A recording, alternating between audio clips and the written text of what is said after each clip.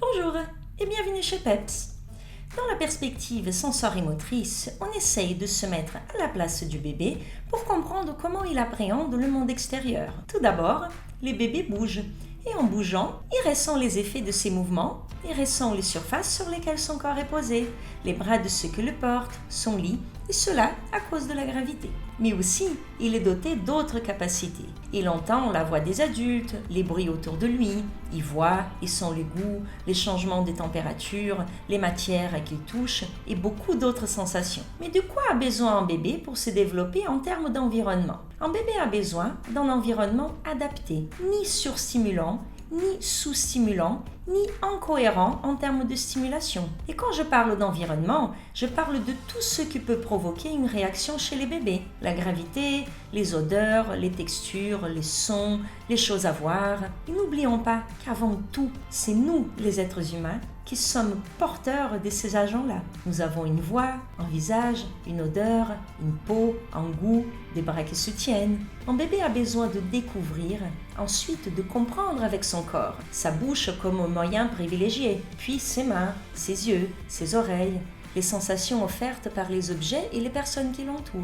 Il doit faire ce travail de révalidation de ce qu'il est en train de découvrir avec chaque sens. Quand il met ses mains en objet à la bouche, il teste non seulement la texture et les goûts, mais il teste aussi la forme et la manière dont il va devoir adapter la prise pour le prendre. Attraper et porter à la bouche, ses mains, puis d'autres objets, pourront être observés avec les yeux. Et après, il pourra secouer avec ses mains, ce qui lui permet d'entendre les bruits que ça fait. Et tout ça contribue à ce que les bébés comprennent l'objet qu'il vient de toucher. C'est alors fondamental que les bébés puissent porter à la bouche. Le premier objet est son propre corps qu'il découvre en bougeant. Les corps des parents, les seins ou les biberons, les visages de l'autre. Puis viennent tous les autres objets. Aussi, toutes les surfaces où il est installé, y compris les bras de l'adulte, sont des objets à découvrir. L'environnement physique du bébé doit être suffisamment riche et apporter des matériaux pour qu'il puisse faire ses expériences. Mais riche ne veut pas dire cher.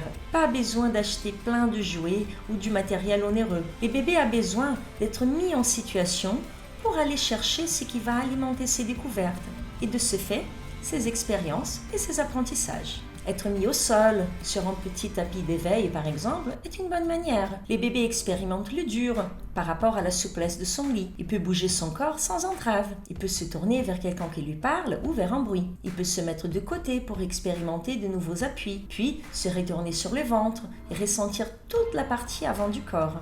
Les bébés ont besoin de sucer ses mains, ses petits doigts, son doudou ou un autre objet qui lui est présenté. Mais l'environnement ne doit pas être surstimulant. À l'opposé, un environnement sous-stimulant, voire carencé, sans variation, complètement silencieux, sans des personnes qui parlent, toujours dans la pénombre où le bébé est livré à lui-même, ne lui permettra pas d'avoir accès à ce qui va alimenter son psychisme.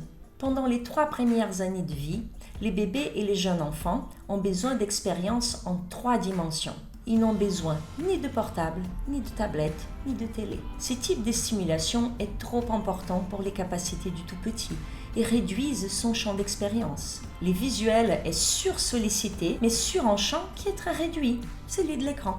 Capté par ces stimuli trop forts, les bébés ne regardent pas autour de lui. Il n'a pas non plus la possibilité d'utiliser les autres sens qui l'aident à comprendre le monde. L'écran n'est pas fait pour être porté à la bouche. Passage fondamental pendant la première année de vie du bébé. Et les objets qui sont vus à l'écran sont toujours en 2 dimensions. Lorsqu'on propose des écrans aux bébés et aux tout petits, ils sont captés que par le regard.